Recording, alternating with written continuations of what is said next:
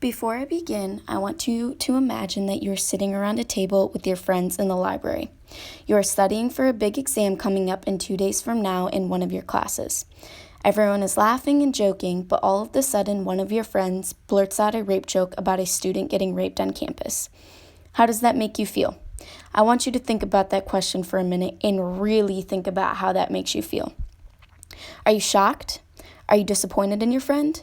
I want you to remember this scenario I just built in your head. We will be returning to it frequently throughout my time here with you. Believe it or not, rape jokes are said all the time by students on campus, and they are never given much thought. These rape jokes feed into something called rape culture. Being a college student myself and spending a lot of time on college campuses, I want to talk with you about the idea of rape culture. According to Marshall University, rape culture is defined as an environment in which rape is prevalent and in which sexual violence is normalized and accused in the media and pop culture. So what are examples of rape culture? One that was already mentioned was rape jokes, but two other examples that I'm going to talk about are justifying rape and the lack of students' education about the significance of rape. First of all, I believe that rape jokes feed into rape culture the most.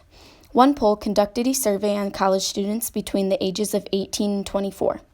23% of them admitted that they've heard a rape joke, and another 41% admitted that they have made a rape joke. I believe that the numbers are a lot higher than this. These percentages were conducted from a survey, and we all know that not 100% of the people taking the survey tell the truth. If you were to take the survey, and the survey asked you if you have ever made a rape joke, would you tell the truth? Let's put this into a more relatable perspective. Go back to when I told you to imagine yourself sitting around a table in the library with your friends.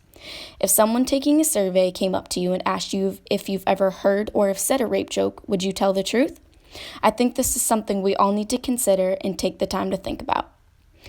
Do you think you can be easily influenced by your friends?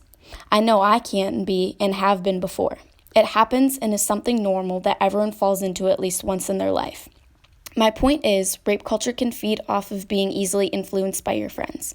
Your friends may try to justify the rape jokes that they have said or justify inappropriate actions that they have seen.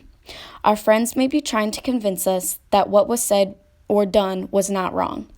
It won't hurt anything or anyone, right? When seeing your friends justify rape culture, or even when you try to justify rape culture, the seriousness of it gets downplayed when it shouldn't. When I say justify rape jokes or justify sexual actions, I am referring to making excuses to try to make the situation seem not as serious as it really is. Making these excuses increases rape culture and makes other students or even you think that these things are okay. According to an article by Shay Rigo, any excuse to justify the action of sexual assault contributes to rape culture by trying to say that it is not an act of violence. Go back to the scenario of sitting at the table with your friends. Would you try to justify the joke your friend just said because he or she is one of your friends? Or would they try to justify what they said to lighten up the situation? Whichever way you look at this, you were just influenced by your friends to justify a part of rape culture. As students, how well educated are we about the significance of rape? In my opinion, we are not well educated. If we were well educated, then we wouldn't make the jokes around about campus rape as much. There are programs that universities are offering to help educate students about rape. One program in particular is called CARE. CARE stands for Campus Acquaintance Rape Education.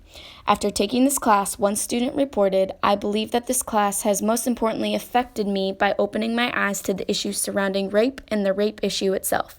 I literally never thought about rape before and never thought of it as a problem in today's college societies." This student is a perfect example of how some education on the topic can greatly impact a person's view. I believe if we took the time to educate ourselves, that rape culture would not be as significant of an issue as it is today. I believe it is more than the university's job to educate us. It is our job as students to educate ourselves about issues on our campuses that directly affect us. Becoming more educated about campus rape will make us more aware of the rape culture, and it will make us more willing to take action if we see an act that is considered sexual assault. If we are more willing to take action, then this will also lead to the reduction of rape culture. Some students would argue that rape culture doesn't exist. There are students who believe that rape culture is made up by feminist movements to bring attention to the topic of rape. According to a blog written by a lady named Kathy Young, the overarching feminist rape myth is the myth of rape culture. There are people that believe rape culture comes from liberal democracies and feminist movements, but they don't actually think rape culture is real. From believing that rape culture is a feminist movement, many people don't believe in rape culture and don't believe that men can be raped. Based off a list of rape myths, one of the first myths stated was men can't be raped. Men can be raped just as much as women can be. If men can be raped as well, then how is rape culture just a feminist movement?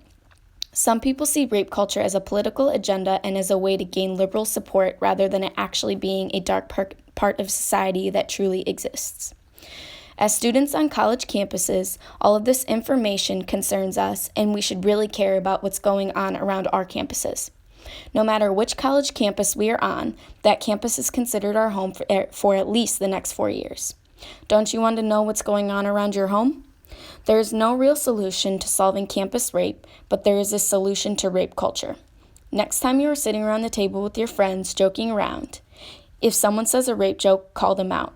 Don't justify the joke and move on with the conversation.